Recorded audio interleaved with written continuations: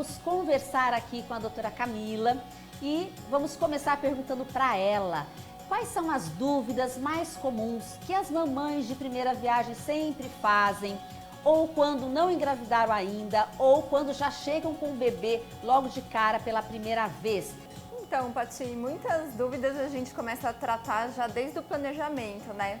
Então, quando a mulher resolve começar a tentar engravidar, ela já precisa começar a se preparar, tomar suas vitaminas, né, fazer os exames. E aí, durante o pré-natal, a gente recomenda que faça a primeira consulta com o pediatra para conhecer o pediatra que pode estar na sala de parto, o tempo que vai se levar para fazer a primeira consulta, quais exames que a gente precisa fazer na triagem neonatal logo que o bebê nasce. E aí as primeiras dúvidas que vão aparecer com a chegada do bebê, né? Cólica, o sono, como que a gente vai fazer a higiene, como a gente vai proteger esse bebê, que riscos a gente precisa evitar quando o bebê chega em casa. Né? Ah, muito bem. Eu acho que uma das coisas que elas devem perguntar quando chegam lá para você, Camila, é sobre a higienezinha do umbigo. Não perguntam muito? Perguntam sim. Aí a gente hoje faz higiene com álcool 70%, com todas as trocas de fralda, a gente precisa higienizar o umbigo. E é importante que o umbigo ventile, né? Então a gente pode pôr o bebê para tomar um pouco de sol, pode deixar o umbigo para fora da fralda, para ajudar na caída do umbigo, né? Para ele ir cicatrizando e ele ficar fechado. Diga pra mim, quando as mamães chegam, na primeira semana elas ligam muito pra você, querem saber, doutora, tá chorando, não sei o que eu vou fazer agora, o que tá acontecendo, como é que é isso? Então, Paty, por isso que é importante a gente fazer a consulta já no pré-natal, né? Porque daí a gente já vai preparando aí para essa primeira semana. Geralmente a primeira consulta a gente faz com 7, 10 dias de vida aí, dependendo de como foi o parto. Mas aí, nessa primeira semana, se você não tem já um vínculo com o seu pediatra, para quem você vai tirar as suas dúvidas? Com quem você vai conversar? Gente. Você vai perguntar nas redes, você vai consultar o palpite aí das outras pessoas. Então é importante a gente já se preparar para essa primeira semana que a gente vai estar em casa, até essa primeira consulta. Né? Uhum. Nessa primeira semana, eu acho importante a gente falar um pouco que a mãe vem cansada do hospital para casa, né? Passou pelo parto, por uma privação de sono, está se adaptando, está conhecendo o bebê, o choro, a cólica, como vai ser o banho, a insegurança de se o leite está dando conta, se o bebê não está ficando com fome. Então essas são as dúvidas que a gente vê na primeira semana. Né? Como faz a limpeza do umbigo, qual a temperatura da água do banho. E aí tudo isso a gente vai tratando e vai preparando durante o pré-natal para ter uma primeira semana mais tranquila em casa.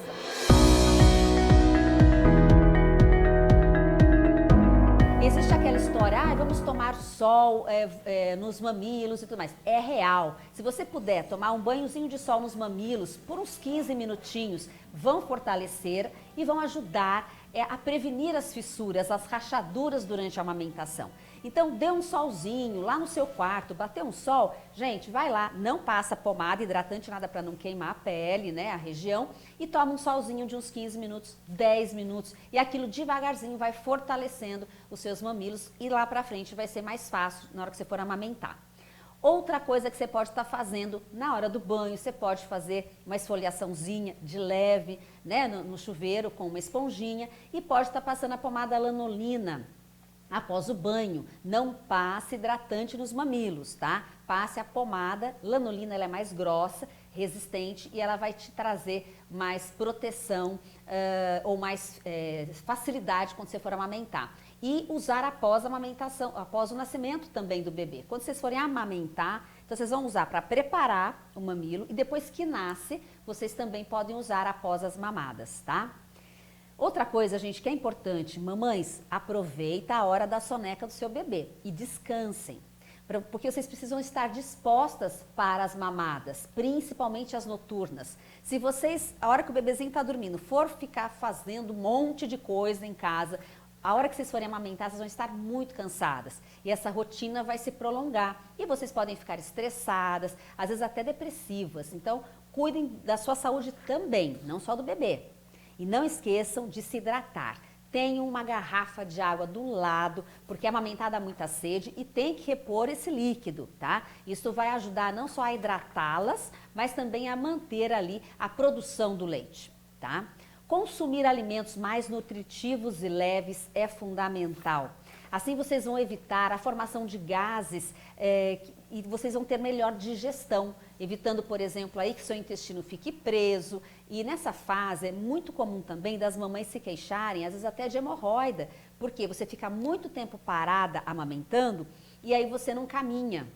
Não caminha, já existe o fator hormonal ali, então junta fator hormonal com o fato de vocês não se movimentarem pela amamentação, acaba prendendo o seu intestino. Então cuidado com a alimentação, bem leve e coisas que você, com bastante fibras, para vocês conseguirem ir ao banheiro sem dificuldade.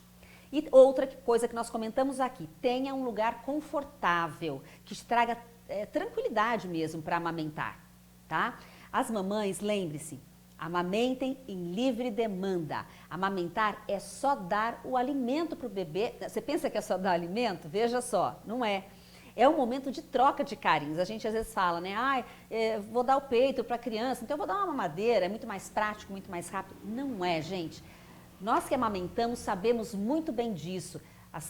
Nós três que estamos aqui somos mães, amamentamos e sabemos que ali é um momento nosso único, é troca de carinho, de amor, é aquela troca que nós temos com os filhos, então é realizador, é um momento único entre a mãe e o seu bebê. Bom, o estímulo que nós temos aí é a própria sucção do bebê e se caso você está dando o peito só de um lado e o outro lado você parou de dar porque a criança deixou de sugar tanto, primeiro que eu vou dizer uma coisa, gente, sempre procure dar o mesmo tempo, deu 20 minutos de um lado, dá 20 minutos do outro, tenta pelo menos chegar próximo de cada lado aí o mesmo tempo, porque senão uma mama fica maior que a outra e uma para de produzir. Se você não tiver estímulo de sucção, você vai parar de produzir e uma mama vai murchando e a outra vai permanecendo.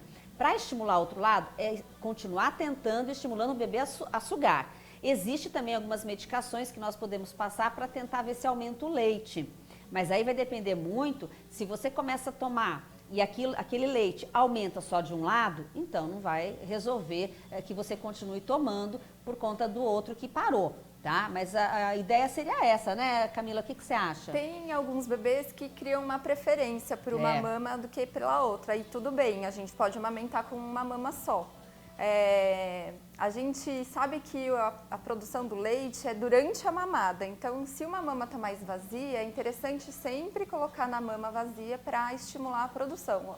O peito não é estoque de leite, né? A gente produz o leite durante a mamada, né, com a sucção do bebê. Então é importante também estimular a mama que não está enchendo. As medicações hoje em dia a gente deixa para segundo plano, né? Porque precisa ver caso a caso, se tem alguma doença de base, se é compatível aí a medicação que a mulher está tomando com a medicação que estimula o aleitamento. Por quanto tempo devo amamentar? 6 meses é suficiente? Eu acho importante a gente falar da amamentação que, né, além de ser um momento de vínculo, a gente estimula o bebê a se desenvolver melhor com a amamentação, né? Por conta da musculatura da face, a gente ajuda que o bebê aprenda a comer, aprenda a falar melhor com a amamentação.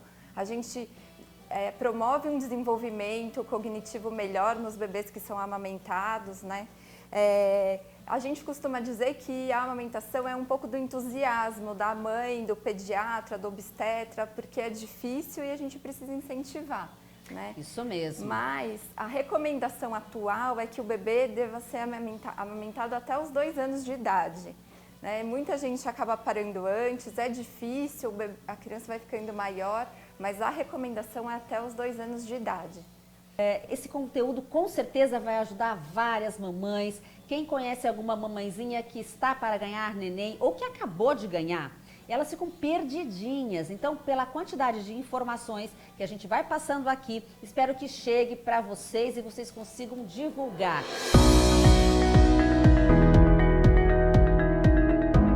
Mamadeira e chupeta interferem no aleitamento. Fala pra gente. Então, Pati, a chupeta e a mamadeira, assim como os outros intermediários, eles interferem sim na amamentação, eles promovem desmame precoce e a gente não recomenda o uso, salvo para quem realmente precisa usar, né? Para quem não está conseguindo amamentar, aí a mamadeira, ela acaba suprindo. Mas hoje também a gente tem outros dispositivos melhores do que a mamadeira, que são as colheres dosadoras, os copinhos. E às vezes com o material que a gente tem em casa mesmo, né, colher de chá, copinho, xicrinha, a gente consegue suprir aí o uso da mamadeira. Bebê que dorme de barriga para cima pode regurgitar e engasgar? Não, o bebê hoje, a recomendação é que precisa dormir de barriga para cima. Assim a gente previne, a gente diminui o risco de morte súbita do bebê. Então, é recomendado que o bebê durma de barriga para cima. Quando o bebê está de barriga para cima, ele tem um reflexo de expulsar a regurgitação mais forte, então o risco de engasgo é menor também. Quando o bebê está deitado de lado, ele pode ficar inalando de volta o que ele acabou de regurgitar, porque ele está deitadinho ali encostado no colchão junto com a regurgitação. Então sempre de barriga para cima. Tem alimentos que realmente dão cólicas, Camila? Responde aí. Então, Pati, a gente sabe que a cólica é uma fase que o bebê vai passar, que vai amadurecer e o intestino vai amadurecer e vai passar, né? É uma fase, é uma transição aí de amadurecimento. Mas tem alguns alimentos que em excesso, que a gente sabe que pode dar cólica no bebê. Tipo, excesso de cafeína, excesso de açúcar, os refrigerantes muito açucarados. A gente recomenda que não consuma para evitar de dar cólica no bebê. O leite materno, doutora, pode ser congelado? O leite materno pode ser congelado. A gente recomenda que até quando a mãe vai voltar ao trabalho, né, tá acabando a licença, ela já comece a se programar para congelar leite para a fase que ela não vai estar com o bebê, né, para oferecer. Ele pode ficar congelado por 15 dias, né, essa recomendação aqui no Brasil. Em países mais frios, ele pode ficar até mais tempo congelado. O meu leite é fraco, isso é verdade? Não existe leite fraco, né? Cada mãe produz o leite que seu bebê precisa. Se a gente fizer tudo certo, né, estimular a amamentação, a quantidade é suficiente, o bebê não fica com fome e ele fica bem nutrido. Então não existe leite fraco. Cortar o braço da criança faz passar o soluço? É isso mesmo? O bebê ele tem bastante soluço por imaturidade ainda da respiração, né, do músculo da respiração que chama diafragma. Então é como se o diafragma desse um pulinho e é isso que faz o soluço. Quando a gente levanta o braço do bebê, quando a gente assopra, ou quando a gente põe o bebê para sugar, isso acaba retomando aí o ritmo da respiração, então o diafragma começa a entrar de novo no ritmo e aí ele para de dar esses pulinhos, então o soluço passa. Então essas medidas elas ajudam o soluço passar sim. Oi, gente, obrigado por vocês terem me assistido. Cliquem aí no sininho, compartilhem e sigam nas minhas redes sociais. Um beijo para vocês.